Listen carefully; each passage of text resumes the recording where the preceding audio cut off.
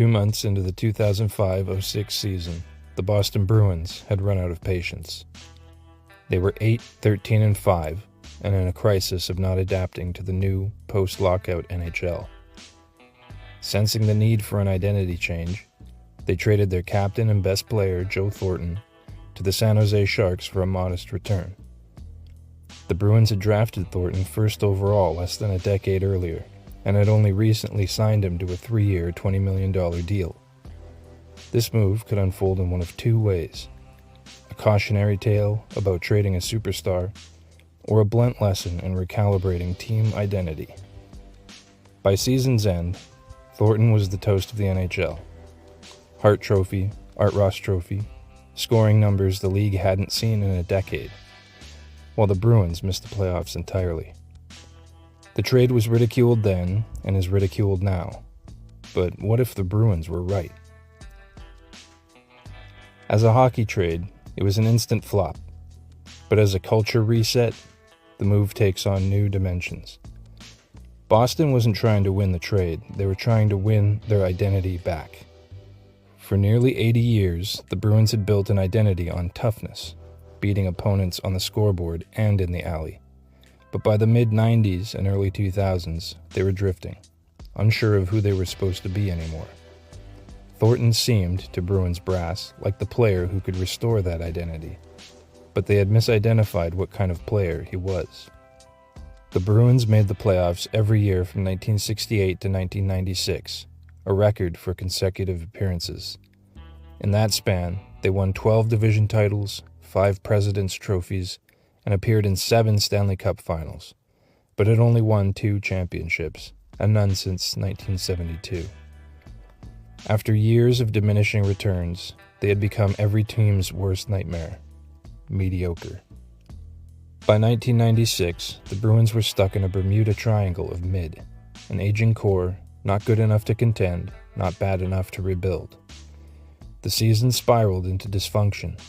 Head coach Steve Kasper benched veterans Cam Neely and Kevin Stevens for an entire game, and Boston limped into the playoffs only to be brushed aside by the upstart Florida Panthers.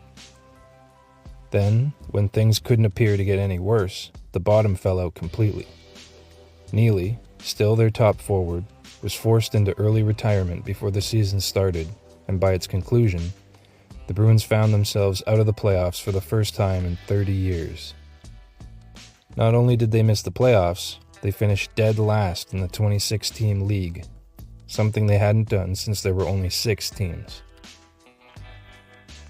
Kasper was fired, and management's preferred replacement candidate, Boston University coach Jack Parker, rejected the club's job offer to join. But out of the chaos, a ray of hope appeared when the club won the draft lottery and retained the right to choose first overall in that summer's entry draft. There were a number of blue-chip prospects in the draft pool that year, but the consensus number 1 prospect was big Joe Thornton of the Sioux Greyhounds. At 6'4", Thornton already had the kind of size the Bruins were looking for. On paper, he seemed like the perfect fit for the Boston Bruins mold. Or so they thought. As crazy as it may sound, the Bruins thought they were getting themselves a grinder, a garbage pail guy who was going to stand in front of the net and bang in loose rebounds. They didn't want a finesse player, but that's exactly what Thornton was: a cerebral, pass-first playmaker, and a brilliant one at that. Before he'd even played a game, Thornton found himself in a contract dispute with the notoriously tight-fisted Harry Sinden. It was his welcome to Boston kid moment. His first few seasons were a struggle. He scored 3 goals and 7 points in 55 games of very sheltered minutes as a rookie, arguably the worst first season a first overall pick ever had. His future was already in doubt. Some believed that he should have stayed in juniors 1 more year and that the Bruins had rushed him into the lineup and ruined his development.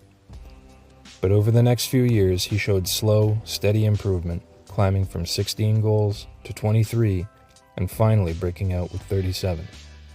When longtime veteran defenseman Ray Bourque was traded to Colorado, Thornton became the face of the franchise. By 2003, he was a 100-point player, a true rarity in the dead puck era. But the following season, he took a step back, finishing with just 73 points.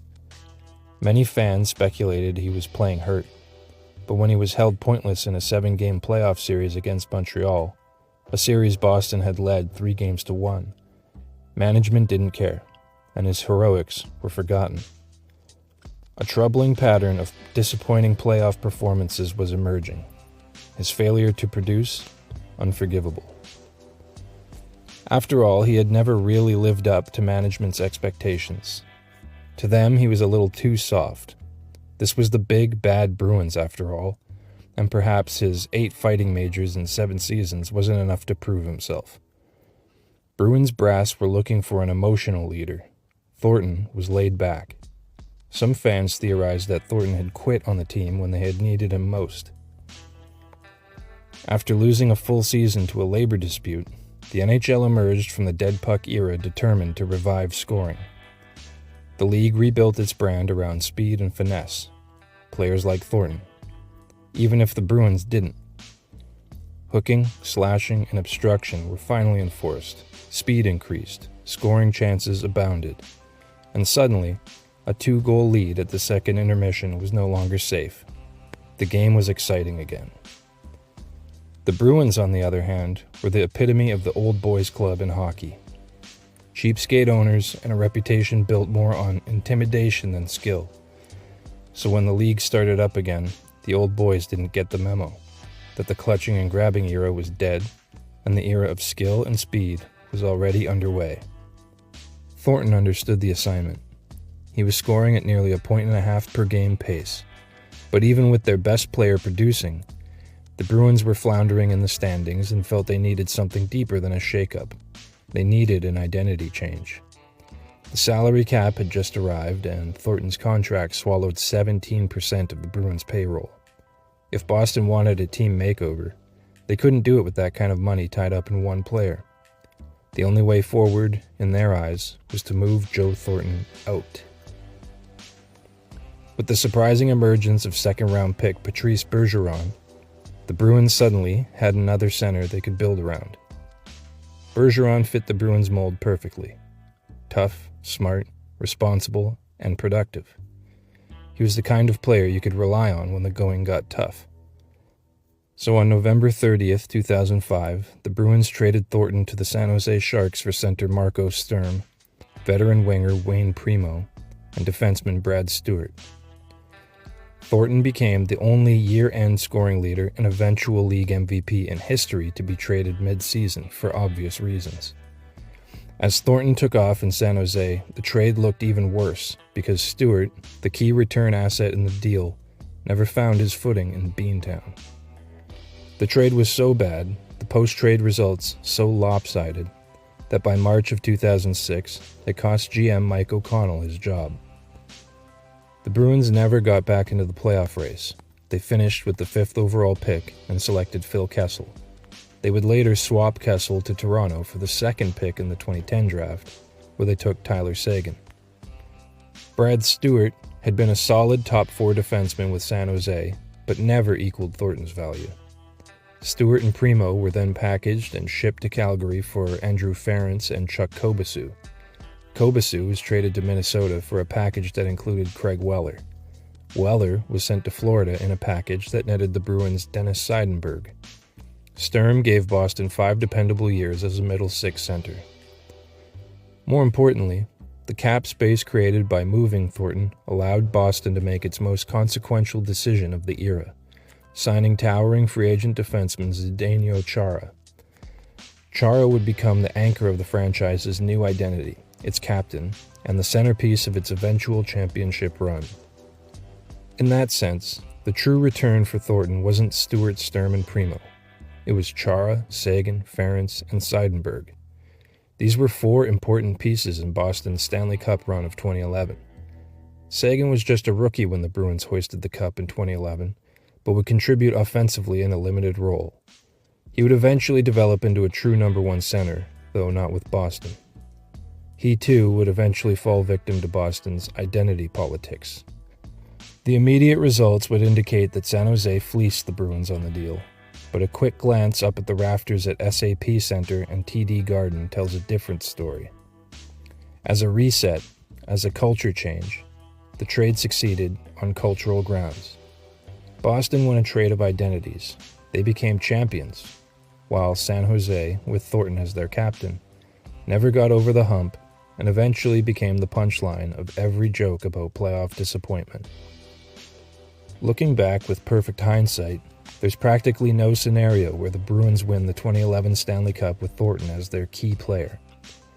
The Bruins' identity that year was centered around Bergeron, Chara, hulking winger Milan Lucic, goalie Tim Thomas, and rookie pest Brad Marchand.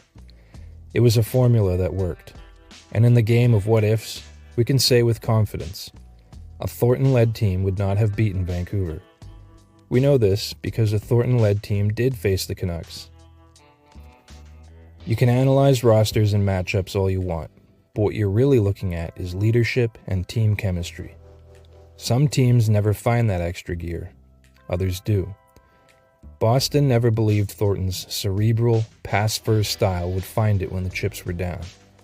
San Jose benefited from a laid-back locker room vibe during the regular season, but during the playoffs, when the pressure is on, there was a clear leadership deficit in San Jose. This was made explicit when Thornton was stripped of his Sharks captaincy in 2014. The Bruins' thesis in the trade was that Thornton wasn't the kind of leader who could drag their team to a championship, and history, fairly or unfairly, sided with them. Boston won a cup. San Jose didn't. Would Boston have won if they had faced anyone other than Vancouver? Impossible to know. But the other likely opponent was San Jose itself, the Thornton-led Sharks. How fascinating would that final have been? And again, it never happened. And that's the whole point, isn't it? Picture this. You're the most popular hockey player on the most popular hockey team in the world. Night after night, you feel the roar of the crowd in your packed home building as you play on the club's top line with your best friend. Your wife is home, 7 months pregnant. You feel safe, secure, optimistic. In a matter of hours, you find yourself standing at the blue line of a half-empty, unfamiliar building in an unfamiliar city. Your uniform is all the wrong colors, and the organist is playing the wrong home anthem, and nobody even knows how or why you ended up there. This is the story of when Lanny McDonald was traded to the Colorado Rockies. Everybody loves Lanny.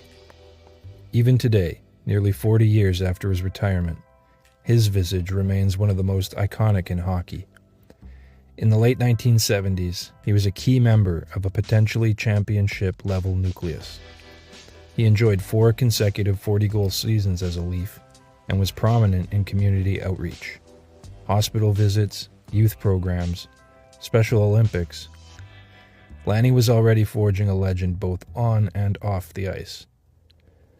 And so, it was all the more shocking when he was unceremoniously traded to what was then the NHL's answer to Siberia, the Colorado Rockies. Maple Leafs fans expressed shock, disbelief, and anger at the news of the trade. Some even protested outside of Maple Leaf Gardens the following night. Toronto team captain Daryl Sittler cut the C off his sweater, resigning in protest. On the surface, it was a move designed to shake up the core of a team that had lost 2 consecutive years to the Montreal Canadiens in embarrassing series sweeps, and 3 consecutive seasons before that to the Philadelphia Flyers. They were contenders, they were close, they just weren't a championship-level team yet. Beneath the surface, fans understood that Lanny McDonald wasn't the problem. Ownership was. The many abuses of Harold Ballard as principal owner of the Maple Leafs are numerous and legendary. Ballard had been with the Leafs organization for decades. He has his name engraved on the Stanley Cup and was even inducted into the Hockey Hall of Fame as a builder for his work with the Leafs. But by the time he had a controlling share of the team in 1971, he had developed a reputation as tight-fisted, combative, and controlling. According to one apocryphal tale, in 1964, the Beatles performed to a packed house at MLG on a hot and humid day. Ballard opened the doors early, tampered with the building's climate, and increased the cost of drinks at the concession stands. In another famous tale, when the league mandated nameplates on the backs of jerseys, Ballard made them the same color as the jersey so that fans couldn't read them in order to prevent a drop in program sales. He was one part P.T. Barnum and one part Boss Tweed. In 1972, Ballard was convicted of a whopping 47 counts of fraud, tax evasion, theft from Maple Leaf Gardens, and using Gardens funds to renovate his home. Despite spending a year in Millhaven prison, Ballard maintained an iron-fisted grip on the organization from behind the prison walls. Reporters described his level of control from behind bars as uncanny, authoritarian, and absurd.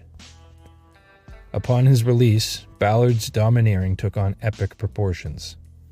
He became more petty and vindictive, more mistrustful of those under him.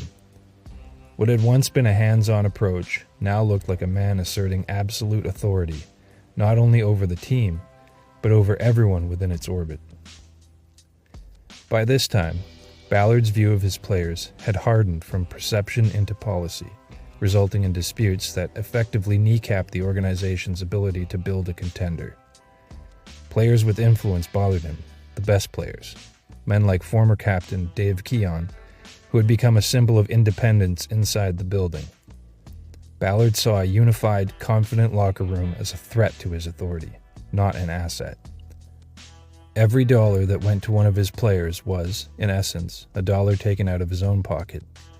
The WHA was inflating salaries, and the NHLPA was gaining strength, which only deepened his hostility toward both. Sittler was vice president of the Players' Union and had become the face of the franchise, beloved by fans and teammates alike. The Maple Leafs had built a solid core of Sittler, McDonald, Tiger Williams, defensemen Borja Salming and Ian Turnbull, and an acrobatic show-stopping goalie in Mike Palmateer. But at the heart of the team was Sittler. His growing influence in the building and the greater community at large threatened Ballard.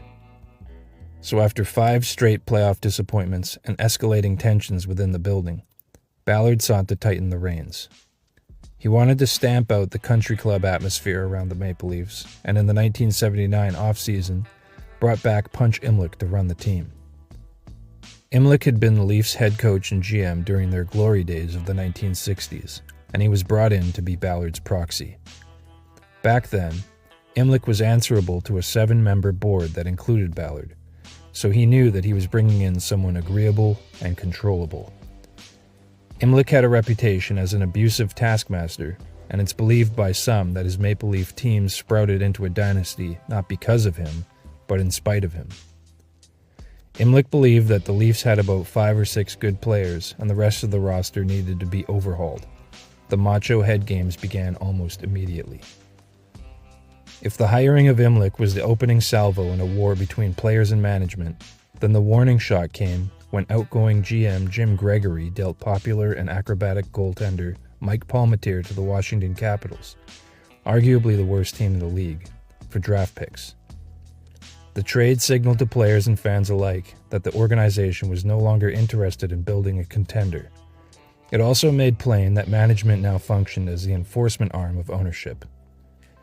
As the season began, Imlich imposed a dress code. Players were no longer allowed to drink beer on the team bus or plane. The players bristled. Sittler and Imlich butted heads, but Sittler had a trump card. Sittler had a clause in his contract that required he be paid $500,000 to agree to any trade involving him. With the tight-wad Ballard in the owner's box, Sittler was essentially immovable. It didn't stop Imlich from trying. He offered Sittler to Buffalo for Gilbert Perreault. The Sabres rejected the offer. He offered Sittler to the Flyers for Rick McClish and Moose DuPont. That deal never materialized either. Imlich and Ballard wanted to undermine Sittler's authority in the locker room and emphasize their own. Then they devised a spiteful plan. If they couldn't deal away Sittler himself, they'd just trade away his best friend, confidant, and right-hand man, Lanny McDonald. The trade was never about Lanny McDonald. It was about hurting Sittler and undermining his authority.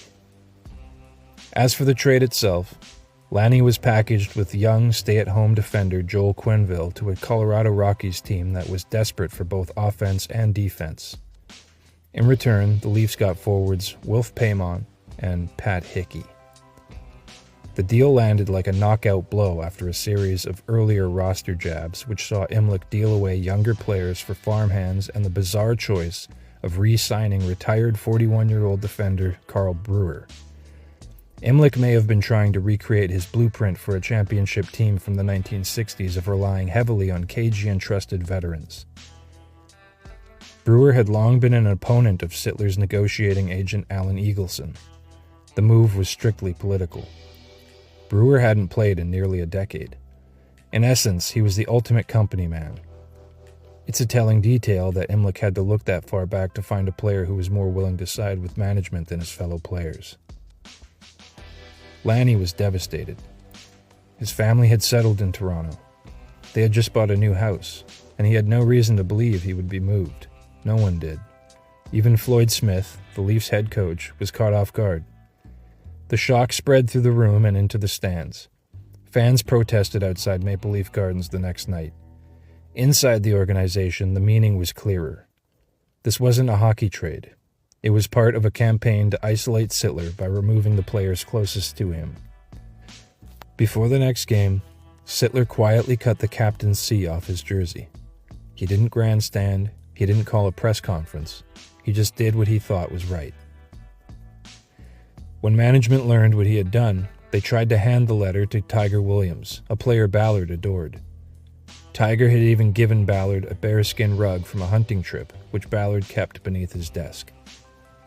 But Tiger was no company man. Out of respect for Sittler, he refused. The Maple Leafs played the rest of the season without a captain.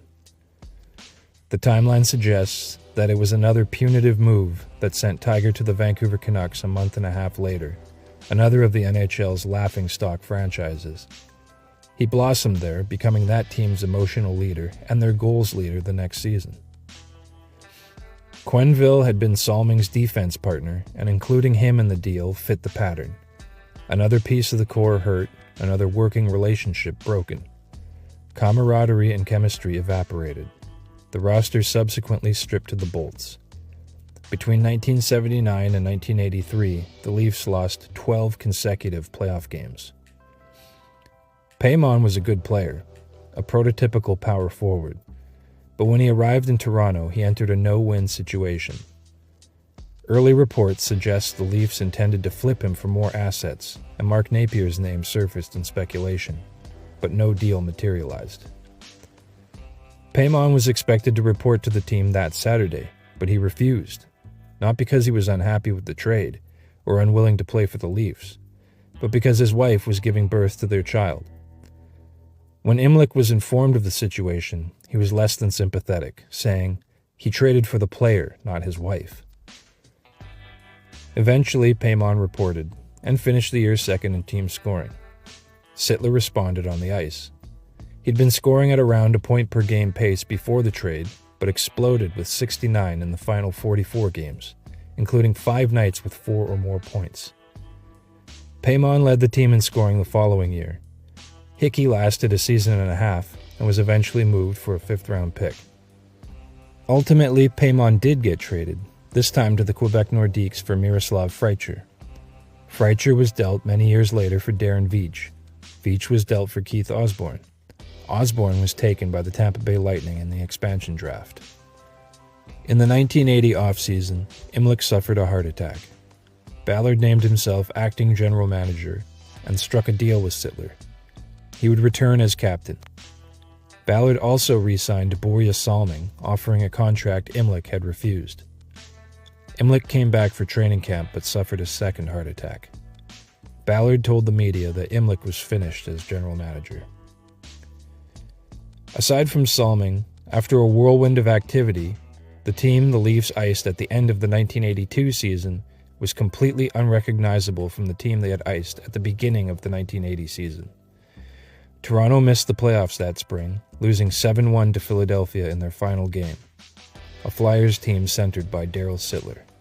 The teardown was complete. Things got so ugly on and off the ice that isolated groups of fans started showing up at MLG with brown paper bags over their heads. In an eerie coincidence, years earlier, Ballard once tried to force Leafs coach Roger Neilson to wear a brown paper bag over his head during a losing streak. Neilson refused. Eventually, Ballard died. His story came to a close, but the damage had been done. One of pro sports' most storied franchises had been run into the ground by years of driving away its stars, alienating its fans, and eroding its own identity. Lanny ended up going from one dysfunctional situation to another, but the difference between the two was jarring. From one moment to the next, he went from MLG, the center of the hockey universe, to half-empty McNichols Sports Arena. While the Maple Leafs had struggled to maintain a strong and proud identity, the Rockies didn't have one to begin with. They were a team with no roots and no stability. The Rockies won just 5 of Lanny's first 11 games with the club. He didn't pout, he didn't complain or withdraw, he just went out there and competed. By the end of the 1980 campaign, the Rockies had won 8 of the 46 games after his arrival. Don Cherry, the coach in Colorado, was one of hockey's biggest personalities. Loud, funny, and opinionated. He complained openly and often about some of his players, especially the goaltenders, but he had nothing but respect for Lanny, even calling him one of the finest men he ever coached. Lanny immediately became the heart and soul of the Rockies, their inspirational player and best forward. It became apparent that Toronto lost more than a consistent 40-goal scorer. They lost a culture carrier. McDonald stayed with the club for 2 years, leading them in scoring all the time, but seeing very little change in the way of results. Just before the Rockies shuttered operations and moved to New Jersey, they dealt McDonald, an Alberta native, to Calgary. After 2 years in hockey's wilderness, he was not only freed, he was going home. When he heard the news of the trade, Lanny wept. There, Lanny found a team on the rise. Hungry, hard-working, blue-collar, Western. Lanny fit the mold to a T. The fans embraced him as a returning native son, and Lanny responded with a career year, scoring 66 goals, still a club record. His scoring touch faded with age, as it does, but not his presence. When he settled into a bottom six leadership role, it fit him like a glove. He was co-captain of the team and an important presence in a room full of star talents. Off the ice, Lanny became the NHL's public face for charitable works, fully embraced and respected by the community at large. Meanwhile, the Toronto Maple Leafs floundered, lacking a strong veteran core in the room. In 1989, Lanny's final season, he scored his 500th goal and 1,000th point, erasing any doubt that he would be enshrined in hockey's Hall of Fame. That year, the Calgary Flames won the Stanley Cup. Lanny scored a goal in the deciding game in Montreal. When the Stanley Cup trophy was presented to the Flames, his teammates pushed Lanny forward so that he could be the first to lift it. The fact that it happened against the Canadiens, the very team that had authored the Maple Leafs dismantling a decade earlier, was almost Homeric in proportion. It's the kind of storybook ending that a career like Lanny's deserved, an ending that Salming and Sittler never enjoyed. But they weren't the problem in Toronto. Ownership was.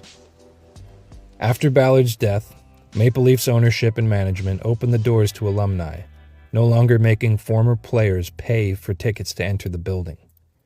Cliff Fletcher, the man who brought Lanny home to Calgary, took over as GM in Toronto and made a reconciliation with Sittler on the team's behalf. Ultimately, all 3 of their numbers were retired. Sittler's and Salming's in Toronto, and Lanny's in Calgary. The trading of Lanny McDonald was neither the first nor the last blow in the Maple Leafs Civil War, but it was the point of no return. A house divided against itself cannot stand, and when the Leafs fell, they fell spectacularly. The Maple Leaf story exposes the dangers of a rebuild, especially an unrighteous rebuild, caused by spite and pettiness. The Leafs have felt like a cursed franchise since that time. Team culture and identity can be a fragile thing. Toronto never seemed to find the right mix to correct theirs. Even now, more than 45 years later, they're still trying to find it. The Leafs were like a kid building a sandcastle on a beach, and the project was coming together. Then, a bully comes along and kicks the castle over, and here's the twist. That bully was the kid's own father. During the winter months of the 2024-25 season, the Vancouver Canucks locker room drama became the soap opera of the NHL. The forward group was nominally built around a 1-2 punch down the middle in All-Stars JT Miller and Elias Pettersson. On paper, it should have given the club top 5 center depth in the league for the foreseeable future. Instead, reports of internal strife and locker room drama tore the club apart. Miller was traded, and management spent much of the next year focusing their efforts on landing a second-line center. The fan base had been divided at times between Miller and Pettersson, but the way they were finally broken up came as a shock to the system. The truth is that this outcome was both predictable and avoidable. This all started because the club had the perfect solution to the problem on hand and let it slip through their fingers. Pettersson never really fit in the Canucks locker room. He came from a new generation of hockey players. He was a gamer more than a jock, more apt to stay up late playing World of Warcraft than breaking curfew at the local bar. Fans and media playfully dubbed him the Alien, because his on-ice skill level was off the charts, and his off-ice personality was more apt to give honest, quirky, or thoughtful responses to questions, rather than the typical canned ones, so familiar for most hockey players. This made him unlike anything they'd seen personality-wise from a world-class athlete. Younger fans, especially those in the gaming community, embraced him because of his perceived weirdness. But on the ice, he had trouble clicking with his teammates. It had been basically taken for granted that his skill set would pair well with young all-star winger Brock Boeser. There were flashes that suggested the pair might work. On one memorable play, Petey corralled a loose puck in the Canucks zone. Boeser made a fast break towards the Avalanche net while hounded by defenders. Instead of forcing a direct pass, Pettersson fired the puck off the end boards, allowing it to rebound cleanly to Boeser, who scored. Boeser's amazed reaction to the quick-thinking play of Pettersson said it all. Things looked promising, but these moments were exceptions. Despite the talent on both sides, the two never developed significant chemistry, on or off the ice. Boeser was eventually paired with Miller, and the two Americans found a rhythm together that allowed both to thrive. Pettersson, the Alien, once again found himself searching for a winger and a place in the locker room. Over the next several seasons, Pettersson established himself as a reliable scorer, producing at a roughly 60-point pace while the organization promised it would find him a suitable running mate, a winger who could operate at his level and see the game the way he did. The search proved elusive. Pettersson's supporters believed, with reason, that he was capable of far more if paired with someone who could keep pace with his instincts. For a long time, that player never arrived. Then, an unexpected opportunity emerged. It was announced that Andrei Kuzmenko, a talented forward playing in the KHL, wanted to come over and play in North America. He had previously gone undrafted and unheralded, but he was talented and a fully developed product ready to drop straight into an NHL lineup. For a time, a small bidding war erupted for his services, as many NHL clubs were interested in adding a top 6 winger on a near minimum contract without having to lose an asset. Kuzmenko chose Vancouver. 2 factors worked in the Canucks' favor. The first was Pettersson, whose ability and unrealized potential offered Kuzmenko the prospect of an immediate and meaningful offensive partnership. The second was head coach Bruce Boudreau, long regarded as a player-friendly coach, particularly with creative forwards, and someone who had previously guided Alexander Ovechkin through some of his most productive seasons. The fit appeared sound. On the ice, it quickly justified that expectation. Kuzmenko contributed offensively, slowly at first, but with increasing regularity as the season progressed. He finished the campaign with 39 goals and 74 points in limited ice time, both club records for a first-year player. But Pettersson finally fulfilled his potential and exploded for 102 points. However, the team results were lacking. JT Miller had a bad season, by his standards, overshadowed at times by the emerging presence of Pettersson. Canucks management fired the popular Boudreau mid-season, for whom the Rogers Arena faithful had developed a chant, "Bruce, there it is." He was replaced by Rick Tocchet. The circumstances surrounding his departure were widely criticized, as reports of his expected replacement circulated weeks before the change was made. But the on-ice results spoke for themselves. A team that had played to a .424 winning percentage under Boudreau closed the season at .611 under Tocchet. The following season produced one of the strongest starts in franchise history. By the mid-season All-Star break, Pettersson had scored 64 points in 49 games, an 107-point pace. Kuzmenko, however, found himself in Tocchet's doghouse. His 8 goals and 6 healthy scratches were a far cry from the standard he had established the year before. He went long stretches between goals, committing the odd defensive gaffe, and found his ice time dwindling even further. But when he did score, the response from the Canucks' Euro contingent was noticeably enthusiastic. Kuzmenko was also popular with fans. His interviews, marked by limited English and an earnest attempt to remain positive, created a sense of accessibility that resonated with the same supporters who had embraced Pettersson's understated candor.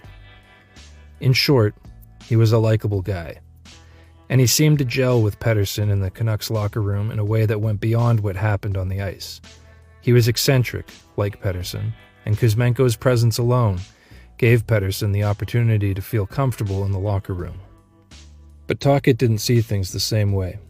The Canucks coach maintained certain standards that he expected all players under him to meet. Kuzmenko struggled to meet those standards. Tocchet saw Kuzmenko's creativity, his wait-and-see approach to possession and playmaking, as hindrances to the Canucks' offense. Tocchet demanded an aggressive north-south attacking style that wasn't well suited to Kuzmenko's Russian-trained sensibilities. Tocchet was onto something. Kuzmenko's defensive metrics were a persistent point of criticism from coaching staff and external analysis.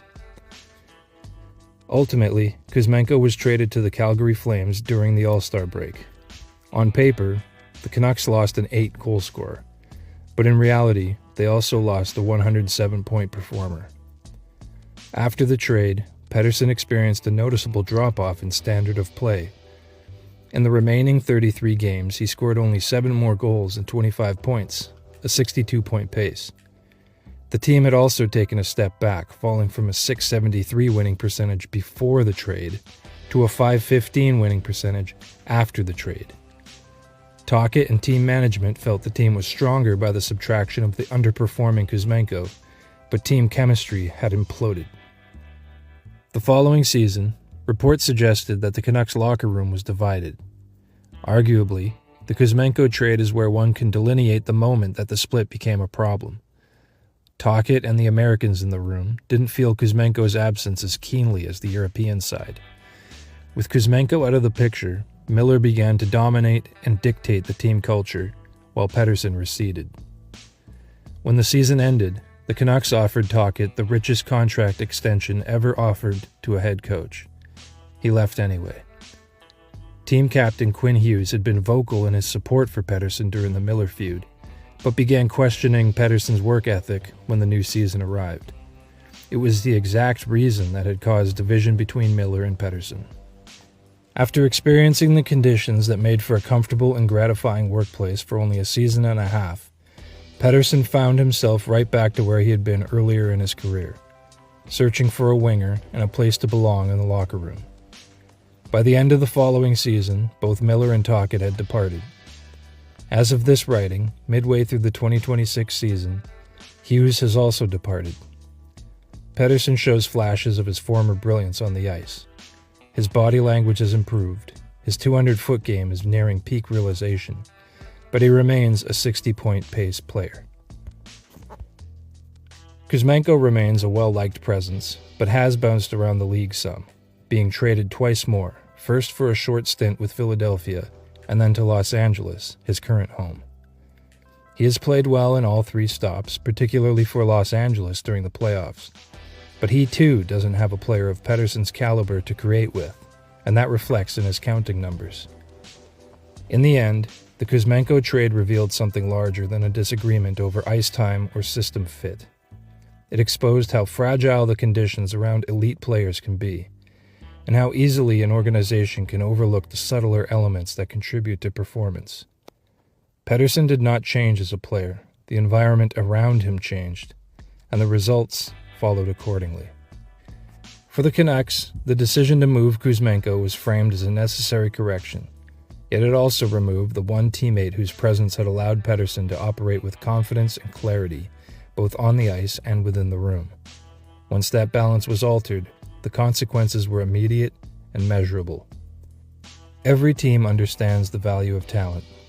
Fewer recognize the significance of context, the relationships, temperaments, and small compatibilities that shape how that talent expresses itself. The Kuzmenko trade offers a reminder that the margins separating a 60-point player from a 100-point player are often not tactical or structural, but human.